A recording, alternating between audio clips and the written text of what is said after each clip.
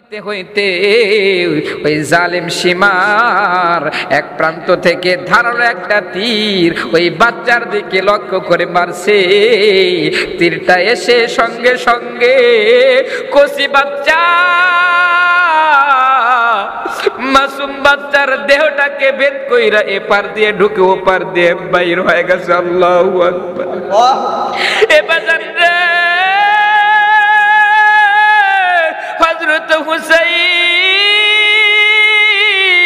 নিজের ছোট্ট বাচ্চার গায়ে যখন তীর লাগছে চিল্লায় ডাকতে বলে, মালিক তুমি তাকায় দেখো, আমার ছোট্ট বাচ্চা ইসলামের জন্য শহীদ হয়ে গেছে, আমার বাচ্চাটারে তুমি কবুল করে নিও।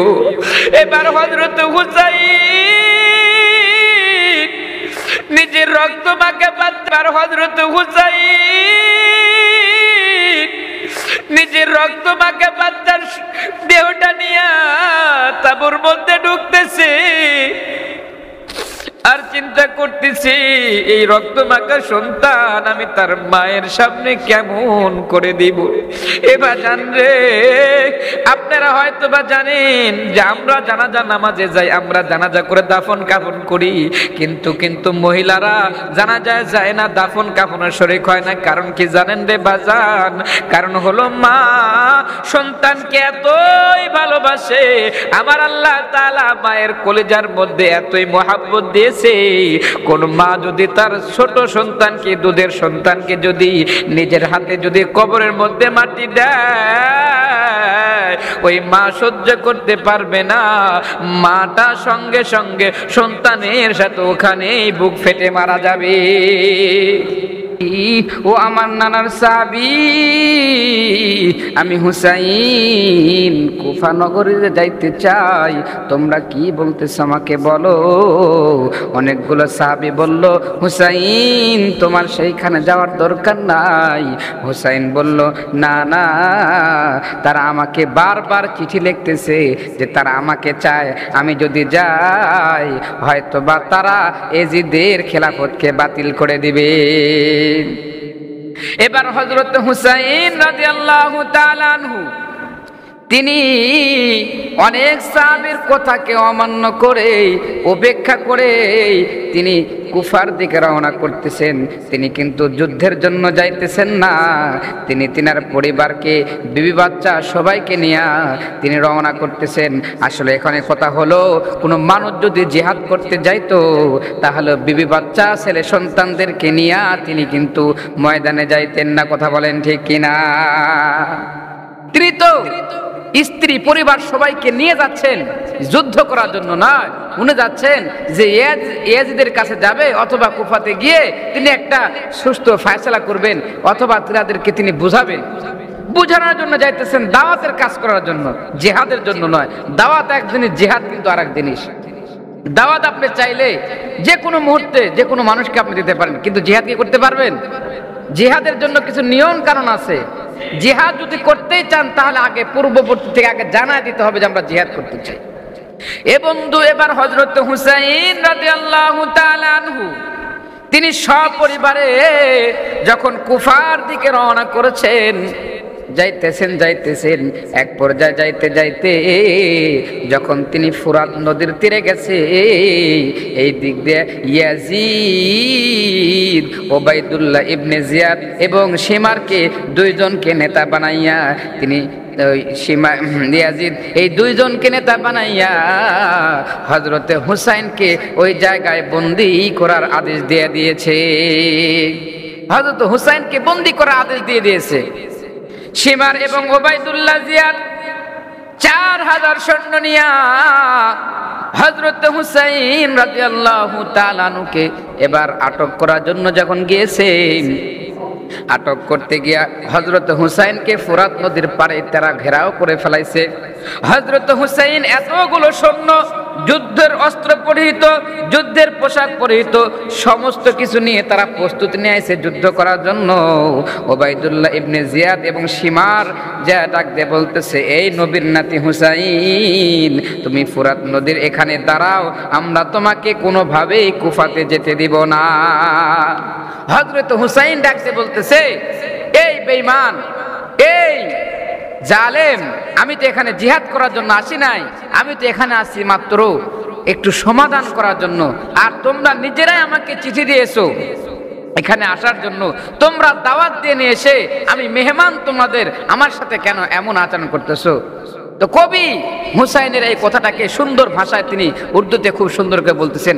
বলবো বলবো কবি বলতেছেন, মুঝে কুফা ওয়ালু মুসাফির না সমঝো, मैं आया नहीं हो बुलाया गया हो। अल्लाहु अकबर बोलें। मुझे कुफा वालू मुसाफिर न समझो, मैं आया नहीं हो बुलाया गया हो, के मेहमान बना कर सताया गया हो, मैं रोया नहीं हो रुलाया गया हो, मैं रोया नहीं हो रुलाया गया हो। खुदा जाने कैसी है मेज़बानी, 72 पियास हो कहे बंदे पानी, खुदा जाने कैसी है मेज़बानी, 72 पियास हो कहे बंदे पानी, मुकद्दर में है हो जी कौसर का पीना, मैं प्यासा नहीं हो पिलाया गया हो, मैं प्यासा नहीं हो पिलाया गया हो, मुझे कुफा वालू मुसाफिर न समझो, मैं आया नहीं हो बुलाया गया हो, मैं आया नहीं हो बुलाया गया हो। चिल्लाए बोल মারহাবা। ভালো লাগে? ভালো লাগে না? লাগে। হুসাইন রাদিয়াল্লাহু তাআলা বললেন, এই জালেমের গোষ্ঠী তোরা শোন, আমি হুসাইন এখানে জিহাদ করতে আসি নাই, আমি সব পরিবারে এখানে আসছি দিনের দাওয়াতের কাজ করার জন্য, তোমাদেরকে বোঝানোর জন্য এসেছি, জিহাদের জন্য নয়। অতএব তোমরা আমাকে পাকড়াও করো না, আমাকে কুফায় যেতে দাও। এক পর্যায়ে জালেমদের ভিতর থেকে ওবাইদুল্লাহ জিয়াদ এবং শিমার এই দুইজন ডাক দিয়ে বলল, ও হুসাইন, না না তুমি জিহাদ করতে আসো বা না আসো, আমরা তোমার সাথে জিহাদ করতে এসেছি, তোমাকে এই মুহূর্তে আমাদের সাথে জিহাদ করা লাগবে। হুসাইন ডাক দিয়ে বলে, এই জালেমের দল কেমন করে জিহাদ করব? স্ত্রী সন্তান পরিবার নিয়ে আইছি, আমি তো কোনো যুদ্ধের জন্য কোনো সাহাবীকে নিয়ে আসি নাই, অতএব জিহাদ করা যাবে না, তোমরা আমার সাথে জিহাদ করো না, আমাকে 3টা অপশন দাও, হয় আমাকে এখান থেকে আমার দেশে ফিরে যাইতে দাও, নইলে আমাকে এখান থেকে অন্য কোনো রাষ্ট্রে যেতে দাও, নইলে আমাকে ইয়াজিদের সাথে তোমরা দেখা করতে দাও। সঙ্গে সঙ্গে ওবাইদুল্লাহ জিয়াদ এবং শিমার এই দুই নেতা ডাক দিয়ে বলতেছে, না কোনোভাবেই সম্ভব নয়, তোমার কোনো কথায় কোনো দাবি আমরা মানবো না। জোরে কোন নাউজুবিল্লাহ। এ বাজান রে, গভীর মনোযোগ, কোনো দিকে খেয়াল করবেন না। দেখেন কি ঘটনা ঘটে। হযরতে হুসাইন রাদিয়াল্লাহু তাআলা আনহু বললেন, আমি জিহাদ করব না, আমাকে তোমরা এই তিনটা কাজের মধ্যে যে কোনো একটা করতে দাও। তারা বলল, না, কোনোভাবেই সম্ভব নয়, আমরা তোমাকে জিহাদ করার জন্য এখানে ডেকেছি, তোমাকে জিহাদই করতে হবে, আমরা তোমাকে কোনো সুযোগ দিব না। এ বাজান রে, নবীর নাতি হযরত হুসাইন এক পর্যায়ে দেখলো কোনো উপায় যখন নাই, তখন তিনি বললেন, ঠিক আছে, তোমরা যেহেতু জিহাদ করতে চাও তাহলে জিহাদ করো, কিন্তু আমি হুসাইন জিহাদ করবই কেমনে? আমি তো কোনো সৈন্য সামন্ত কিছুই নিয়ে আসি নাই, তোমরা যেহেতু জিহাদ করতে চাও জিহাদ করো, কিন্তু মনে রাখবে আমি হুসাইন কিন্তু একা নয়, আমার সাথে কিন্তু আমার আল্লাহ আছে। মনে রাখবে, যারা অন্যায় ভাবে একজন বান্দার উপরে জুলুম করে, নির্যাতন করে, তখন ওই যে নির্যাতিত ব্যক্তি তার সাথে আল্লাহ থাকে। আল্লাহ আরশে আযীম থেকে ডাকতে বলে, এই জুলুমকারী ব্যক্তি, তুই যার উপরে জুলুম করিস সে কিন্তু আমি আল্লাহর বান্দা। কথা বলেন ঠিক কিনা? সে একজন আমি আল্লাহর বান্দা, তুই তারে কষ্ট দিস, তার উপরে জুলুম করিস, আমার বান্দারে কষ্ট দিস, তো আমি আল্লাহ তাআলা নারাজ হয়ে যাই, কিয়ামতের ময়দানে আমি আল্লাহ তাআলা তোরেও দেখে ছাড়বো। এজন্য জুলুম করার আগে সাবধান হয়ে জুলুম করো। যারা জুলুম করো সে কিন্তু একজন আল্লাহর বান্দা, ঠিক কি না? যারা জুলুম করো সে একজন আল্লাহর বান্দা। হুসাইন রাদিয়াল্লাহু তাআলা আনহু বললেন, আমি মাজলুম, তোমরা আমার উপরে জুলুম করতেছো, আমি জিহাদ করতে চাই না, তারপরও যেহেতু তোমরা আমাকে ছাড়বে না তাহলে তো করতেই হবে। এ বাজান রে, হুসাইনের কাছে অস্ত্র নাই, ঢাল নাই, তরবারি নাই, কিছু নাই, ছোট একটা তরবারি যেটা আরব দেশে সবার কাছে থাকতো, নিজের সেফটির জন্য ছোট একটা তরবারি থাকতো, জিহাদের জন্য নয়। জিহাদের মাল সামানা ভিন্ন আর নিজের সেফটির জন্য তরবারি এটা ভিন্ন। এবার হযরত হুসাইনের সাথে তারা যুদ্ধ শুরু করেছিল। এক পর্যায়ে যুদ্ধ করতে করতে আমার নবীর প্রাণের সাহাবী ওই ফুরাত নদীর তীরে ৭০ জন শাহাদত বরণ করলেন। ৭০ জন শাহাদত বরণ করলেন। হযরত হুসাইনও অনেকটাই আহত এবং অনেকটাই ক্লান্ত হয়ে পড়লেন। ইতিমধ্যে হযরত হুসাইন দেখে আমার তাঁবুর ভিতর থেকে কান্নার আওয়াজ আসতেছে, বাচ্চা কান্না করতেছে, তার মাও কান্না করতেছে। হযরত হুসাইন চিন্তা করলেন, আমার তাঁবুর ভিতর থেকে কেন কান্নার আওয়াজ? হযরত হুসাইন তাঁবুর মধ্যে ঢুকলেন। ঢোকার পরে দেখে সন্তানও কান্দে, সন্তানের মাও কাঁদতেছে। হুসাইন ডাক দিয়ে বলে, ও আমার স্ত্রী, কাঁদতেছো কেন জানতে চাই, আর আমার বাচ্চাটা এমন করে কাঁদে কেন জানতে চাই। এবার হুসাইনের স্ত্রী ডাক দিয়ে বলে, প্রাণের স্বামী, কারণ হইল আজকে কয়েকদিন থেকে আমরা এখানে বন্দী, আমাদের কাছে খাবার নাই, পানি নাই, আপনার সন্তান আমার বুকের দুধ পায় না, তার জিহ্বাটা শুকা যাইতেছে কাঁদতে কাঁদতে, তারা যদি একটু পানি পান করাইতেন তাহলে পরে খুব ভালো হইতো। হযরত হুসাইন নিজের সন্তানকে কোলে নিয়া তাঁবুর ভিতর থেকে বাহির হলো। তাঁবুর ভিতর থেকে বাহির হবার পরে কাফেরদেরকে ডাক দে বলে, কাফেরের দল, আমার ছোট্ট সন্তান এর সাথে তোমাদের কোনো শত্রুতা নাই। তোমরা কিন্তু ভালো করে জানো, যুদ্ধের ময়দানে মহিলাদের উপরে, বাচ্চাদের উপরে আক্রমণ করা যায় না। তোমরা, আমি হুসাইনের সাথে শত্রুতা আছে তোমাদের, আমার ছোট বাচ্চার সাথে শত্রুতা নাই। অতএব তোমাদের কাছে একটু আবদার, এই ফুরাতের পানি একটু আমার বাচ্চাকে তোমরা খাওয়াইতে দাও। কাফের বেঈমান এই জালেমের গোষ্ঠীরা ডাকতে বলতেছে, হুসাইন, না না, আমরা তোমার সন্তানকে পানি পান করতে দিব না। কথা হইতে হইতে ওই জালেম সীমার এক প্রান্ত থেকে ধারালো একটা তীর ওই বাচ্চার দিকে লক্ষ্য করে মারছে। তীরটা এসে সঙ্গে সঙ্গে কচি বাচ্চা, মাসুম বাচ্চার দেহটাকে ভেদ কইরা এপার দিয়ে ঢুকে ওপার দিয়ে বাইর হয়ে গেছে। আল্লাহু আকবার। এবার হযরত হুসাইন নিজের ছোট্ট বাচ্চার গায়ে যখন তীর লাগছে, চিল্লায় ডাকতে বলে মালিক তুমি তাকায় দেখো আমার ছোট্ট বাচ্চা ইসলামের জন্য শহীদ হয়ে গেছে, আমার বাচ্চাটারে তুমি কবুল করে নিও। এবার হযরত হুসাইন নিজের রক্ত মাখা বাচ্চার দেহটা নিয়ে তাঁবুর মধ্যে ঢুকতেছে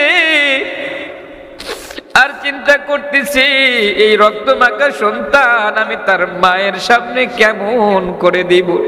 এবার জান রে, আপনারা হয়তো বা জানেন যে আমরা জানাজা নামাজে যাই, আমরা জানাজা করে দাফন কাফন করি, কিন্তু মহিলারা জানাজায় যায় না, দাফন কাফনের শরীক হয় না। কারণ কি জানেন রে বাজান? কারণ হলো মা সন্তানকে এতই ভালোবাসে, আমার আল্লাহ তাআলা মায়ের কলিজার মধ্যে এতই মহব্বত দিয়ে কোন মা যদি তার ছোট সন্তানকে, দুধের সন্তানকে যদি নিজের হাতে যদি কবরের মধ্যে মাটি দেয়, ওই মা সহ্য করতে পারবে না, মাটা সঙ্গে সঙ্গে সন্তানের সাথে ওখানেই বুক ফেটে মারা যাবে। এত মা ভালোবাসে। হুসাইন চিন্তা করে আমার সন্তানকে তার মায়ের সামনে আমি কেমন করে দিব, কিন্তু উপায় নাই, কি করবে?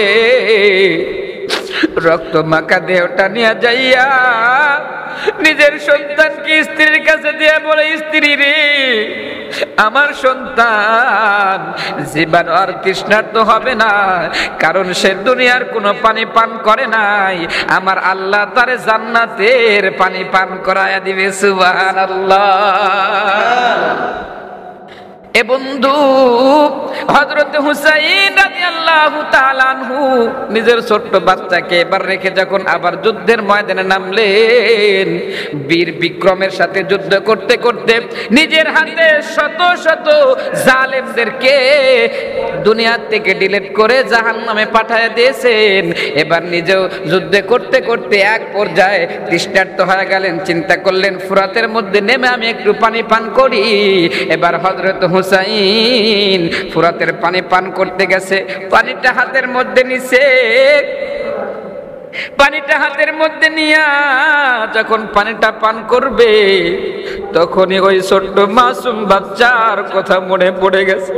হুসাইন চিন্তা করে আমার যে ছোট্ট সন্তান পানি পান করতে পারলো না, আমি বাবা হইয়া কেমন করে পানি পান করি।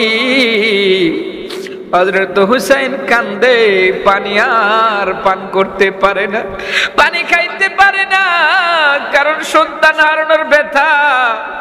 এ বাজান রে, যাদের মা বাবা আছে, মা বাবা থাকতে যাদের সন্তান মারা গেছে, আমি আমার ফুবুকে দেখেছি আজ থেকে মোটামুটি 15-16 বছর আগে আমার ফুফাতো বোন মারা গেছে। আজও দেখি আমার ফুবু মাঝে মাঝে রাত্রি বেলায় এখনো কাঁদে। ডাক দিয়ে বলি ফুবু কাঁদেন কেন? আমার ফুবু ডাক দিয়ে বলে বাজান রে, কারণ হইল এখনো আমি আমার সেই সত্য সোনা মানিককে আমি স্বপ্নের মধ্যে দেখি। এ বাজান, মা বাবা কোনদিন সন্তান রে ভুলে না। একটা নসিহত করে সন্তান, কোনদিন ওই মা বাবারে কেউ কষ্ট দিও না। হযরত হুসাইন ফুরাতের মধ্যে নামছে, পানি পান করতে পারে না, কারণ বুকের মধ্যে ব্যথা, অন্তরের মধ্যে অত্যন্ত কষ্ট, পানি পান করে নাই।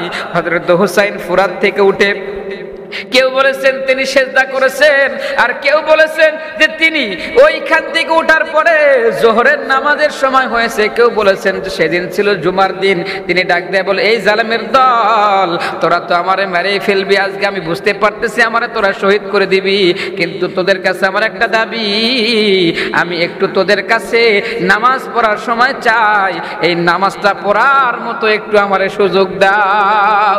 এ বাজান রে, জালেমের দলেরা ডাক দিয়ে বলে, না না, তোমাকে আমরা নামাজের সুযোগ দিব না। কিন্তু হযরত হুসাইন শুনলো না। চিন্তা করলেন, আমি তো নিরুপায় হয়ে গেছি, আমি তো বুঝতে পারতেছি যে আজকে বুঝে আমি শহীদ হয়ে যাব। অতএব আমি যেন আমার আল্লাহরে সেজদা দিতে পারি, আমি আমার আল্লাহরে সেজদা দিয়া আল্লাহর কাছে যাইতে চাই। হযরত হুসাইন রাদিয়াল্লাহু তাআলা আনহু নামাজের মধ্যে দাঁড়ায় গেছে। নামাজের মধ্যে যাইয়া নামাজ পড়তে পড়তে এক পর্যায়ে যখন সেজদায় গেছে, তখন ওই জালেমের গোষ্ঠী হযরত হুসাইনের গায়ের উপরে কেউ বলেছেন 40, কেউ বলেছেন 70, এক রাওয়ায়াতে দেখলাম 101টা পর্যন্ত তীর তার গায়ের মধ্যে মেরেছে। আজ পর্যন্ত যারা শিয়া সম্প্রদায় আছে, সুন্নি আছে, তারাও বলে হযরত হুসাইনকে সিজদা অবস্থায় মারা হয়েছে। কিন্তু আমার কথা হলো রে বাজান, যারাই বলে হযরত হুসাইনকে সিজদা অবস্থায় মারা হয়েছে, ওই জালেমের গোষ্ঠীরাই কিন্তু নামাজ পড়ে না। কথা কোন ঠিক কিনা?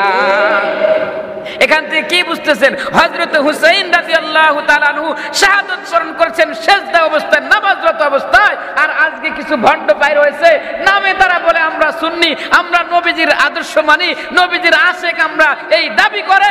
কিন্তু নবীজির আদর্শ হলো নবীজি মৃত্যুর আগ পর্যন্ত বলেছেন নামাজ নামাজ নামাজ। হযরত হুসাইনও ইন্তেকাল করেছেন, শাহাদাত বরণ করেছেন, তখনও তিনি সেজদার মধ্যে ছিলেন নামাজরত অবস্থায়। আর যে জালেমের গোষ্ঠীগুলো এসে যেই নামধারী সুন্নিরা আজকে দাবি করে যে আমরা সুন্নি, আমরা নবীজির আশিক, কিন্তু নামাজ পড়ে না, মাজারে বসে বসে গাঞ্জা খায় আর নবীর আশিক দাবি করে। আসলে মূলত এরা নবীজির আশিক নয়, সবগুলো ভণ্ডামি। কথা বলেন ঠিক কিনা? দাড়ি নাই, টুপি নাই, গায়ে লম্বা জামা নাই, মাজারে বসে গাঞ্জা খায়, গা দিয়ে গন্ধ ছড়ায়, সে আবার কেমনে নবীর আশিক হয়, সে আবার কেমনে নবীর আশিক হয়। কথা বলেন ঠিক কিনা? দাড়ি নাই, টুপি নাই, গায়ে লম্বা জামা নাই, মাজারে বসে গাঞ্জা খায়, গা দিয়ে গন্ধ ছড়ায়, সে আবার কেমনে নবীর আশিক হয়, সে আবার কেমনে নবীর আশিক হয়। মসজিদে যায় না, নামাজও পড়ে না, চায়ের দোকানে বসে আড্ডা দেয়, রবিউল আউয়ালে আশিক দাবি করে বসে বসে জিলাপি খায়। কথা বলেন ঠিক কিনা? সে আবার কেমনে নবীর আশিক হয়, সে আবার কেমনে নবীর আশিক হয়। কথা বলেন ঠিক কিনা? হযরত হুসাইন রাদিয়াল্লাহু তাআলা আনহু উনি তো শাহাদাত বরণ করেছেন সেজদা অবস্থায়। অতএব বোঝা যায় নামাজ পড়তে হবে, দুনিয়াতে কারোর জন্য নামাজ মাপ নাই। কথা বলেন ঠিক কিনা? এজন্য নামাজ পড়তে হবে। এবং দুটাই কথা বলতেছিলাম, হযরত হুসাইন যখন তিনি সেজদায় গেছেন, সেজদায় যাবার পরে বৃষ্টির মতো তীর তিনার পিঠের মধ্যে পড়তেছে। যখন তিনার পিঠের মধ্যে তীর মারে, তীরের আঘাত খাইয়া হযরত হুসাইন কান্দে আর ডাক দিয়ে বলে, ওগো মালিক, আমার নানা সারা জীবন উম্মতের জন্য কাঁদছেন, ওগো আল্লাহ, আমি হুসাইন আজকে এই কারবালার ময়দানে আমি শহীদ হয়ে যাইতেছি। ওগো মালিক, আমার নবী, আমার নানা যে দিনের জন্য আমাকে শাহাদাতের ঘোষণা দিয়েছিলেন, আজকে আমি সেই দিনের জন্য শাহাদাত বরণ করতেছি। আল্লাহ গো, তুমি আমার নানার উম্মতকে হেফাজত কইরো। হযরত হুসাইন দুনিয়ার থেকে শাহাদাত বরণ করেছে। আজকে কিছু মানুষ আছে সেই শাহাদাতকে কেন্দ্র করে 10 মুহররম আসলে পারে হুসাইনের বিরহ ব্যথা নিয়ে রাস্তায় রাস্তায় বাইর হইয়া স্লোগান দেয়, তাজিয়া মিছিল করে এবং খিচুড়ি পাকায় খায়। কথা বলেন ঠিক কিনা? হযরত হুসাইন কারবালার ময়দানে শাহাদাত বরণ করলেন, পানি পান করতে পারলেন না, তিনি শাহাদাত বরণ করলেন, রক্ত বাইর হলো, সন্তান মারা গেল, স্ত্রী মারা গেল, সবাই মারা গেল। কি আশ্চর্যের একটা কথা, বুক ফেটে যায় যে কথা বললে পারে, অন্তরের মধ্যে কেঁপে ওঠে, শরীরের লোম দাঁড়িয়ে যায় যে ঘটনা শোনার পরে। আর আজকে কিছু ভণ্ড রাস্তা রাস্তা বাইর হয়ে টাকা তুলে, চাউল তুলে, সারাদিন ঘুরে ঘুরে সন্ধ্যাবেলা যায় গরু জবাই করে, খাসি জবাই করে খিচুড়ি পাকায় খায়, ঠিক কিনা? বুঝলেন না?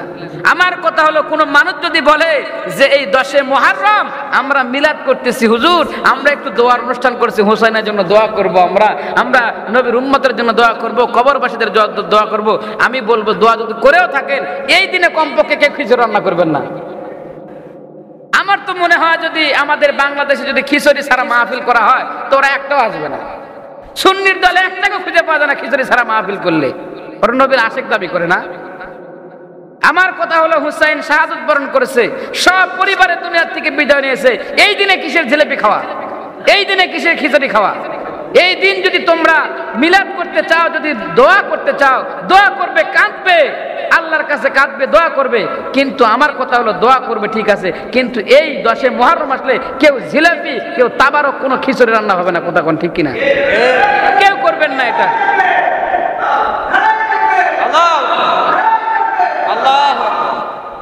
এজন্য বাজান এগুলো উল্টা পাল্টাকে করবেন না। 10 মুহররম আসলে মিছিল বাহির করে, লাল সালু গায়ে দিয়ে রাস্তা রাস্তা ঘুরতেছে, কিন্তু ওইগুলাই যেগুলো ঘুরতেছে আশেক দাবি করে করে হুসাইনের প্রেমিক হইয়া চিন্তা করতেছে আমরা আজ শহীদ হয়ে যাব, কিন্তু ওদেরকে বলেন নামাজ পড়, নামাজ পড়বে না, ঠিক কিনা?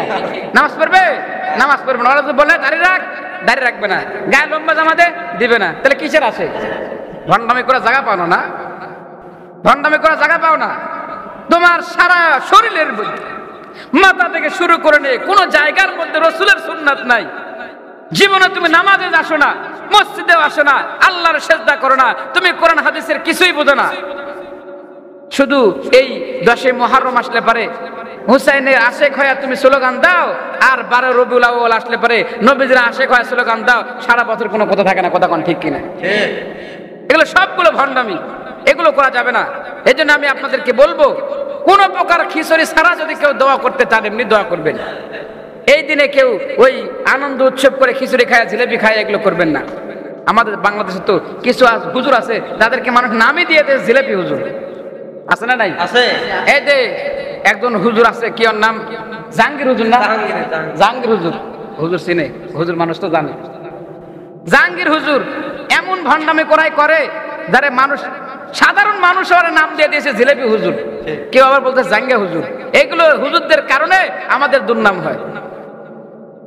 এজন্য আমি বলবো এগুলো সব ভণ্ডামি ছাড়েন বন্ধু, এখনো সময় আছে, আল্লাহরে ভয় করেন, আল্লাহরে ভয় করেন, আল্লাহকে খুশি করার চেষ্টা করেন। আল্লাহ যদি আমার হয়ে যায় তো তামাম দুনিয়া আমার হয়ে যাবে। মাল্লাহুল মাওলা ফালাহুল কুল, আল্লাহ আমার তো দুনিয়া আমার, আল্লাহ আমার নয় তো দুনিয়া কার আমার নয়। এজন্য আল্লাহর রাজি খুশি করতে চান আল্লাহরে, দেখবেন যে দুনিয়ার সবাই আপনার জন্য লাইন ধরবে। হুদাই লাফালাফি করে, চিল্লা পাল্লা করে সমাজ নষ্ট করবেন না, মানুষদেরকে ভুল কথা বলবেন না। এ বন্ধুরে, গভীর মনোযোগ, কোনো দিকে নজর দিয়েন না। হযরত হুসাইন শাহাদাত বরণ করেছে, কিন্তু তিনি জালেমদের সামনে মাথা নত করে নাই, জালেমদের সামনে মাথা নত করে নাই। এবার যখন হযরত হুসাইন শাহাদাত বরণ করেছে, এই দুষ্ট সীমার হযরত হুসাইনের বুকের উপরে বৈশা হযরত হুসাইনের গলাটা কেটে ফেলেছে, দেহ থেকে মাথাটা আলাদা করে ফেলেছে। নবীর নাতি, যে নবী হযরত হাসান হুসাইনকে এত ভালোবাসতেন, একদিন আমার নবী নামাজের মধ্যে হযরত হাসান হুসাইন নবীজির পিঠের উপরে বলতেছে, চল ঘোড়া চল, চল ঘোড়া চল। নবী আমার চিন্তা করে নামাজের মধ্যে নাতি আমার ডিস্টার্ব করতেছে, তারা একটু হাত দিয়ে নামায় দি। নবী আমার হাতটা বাড়াইছে, আমার আল্লাহ ডাক দিয়ে বলে, নবী গো, হাসান হুসাইন আপনার পিঠের উপরে আমার বড় ভালো লাগে, আপনি নামাজ পড়তেছেন তো কি হয়েছে, আপনি তাদেরকে নামাবেন না। হযরত হাসান হুসাইনের খুশিতে আমি আল্লাহ খুশি হইয়া যাই। এই জালেম পশ্চিমার সেই হুসাইনের বুকের উপরে বৈশা হুসাইনের কাল্লাটা কাটছি একটা প্লেটের মধ্যে করে নিয়া সে এজিদের দরবারে গেছে। এজিদের দরবারে গিয়া ওই পাত্রটা জমা দিয়া বলতেছে, দেখেন আমি হুসাইনের কাল্লা নিয়েছি। এ বাজানরি ওই জায়গার মধ্যে একজন কাফির হুসাইনের থুতের মধ্যে এরকম ভাবে লাঠি দিয়ে আঘাত করতেছিল। ওই জায়গায় একজন সাহাবী দাঁড়ায় ছিল, ডাক দিয়ে বলে, এ জালেমের দল, তোরা হুসাইনের সাথে এমন বেয়াদবি করিস না, তোরা কিন্তু কেউ ছাড় পাবি না। ঘটনাক্রমে কয়েক বছরের মধ্যেই নেতা চেঞ্জ হয়ে গেল। নেতা যখন চেঞ্জ হয়ে গেল, চেঞ্জ হবার পরে তাদের উপরে অ্যাকশন শুরু হয়ে গেল। নেতা এসেই হুকুম করলো, যারা হুসাইনকে শাহাদাতের পিছনে কারণ হয়েছিল তাদেরকে যেখানেই পাবে সেখানেই তোমরা হত্যা করবে। সুবহানাল্লাহ। এবং এই যে 4000 সৈন্য তারা যে গিয়েছিল যুদ্ধের ময়দানে হযরত হুসাইনকে শহীদ করার জন্য, এই 4000 সৈন্যের এমন মৃত্যু হয়েছে যে মৃত্যুগুলো পৃথিবীর জমিনে ইতিহাস হয়ে গিয়েছে। একজনের ভালো মতো মৃত্যু হয় নাই, সবাই এমন মৃত্যু হয়েছে যেগুলো মৃত্যু দেখে মানুষেরা ভয়ে অবাক হয়ে গেছে। এত কঠিন মৃত্যু এদের, এত কঠিন মৃত্যু। এজন্য জালেমদের সাথে আমরা কোনো সময় আপোষ করব না। আমরা হক পন্থী, আমরা হকের উপরে থাকবো। জালেমদের সাথে আমরা কোনোদিন আপোষ করতে পারি না। কথা বলেন ঠিক?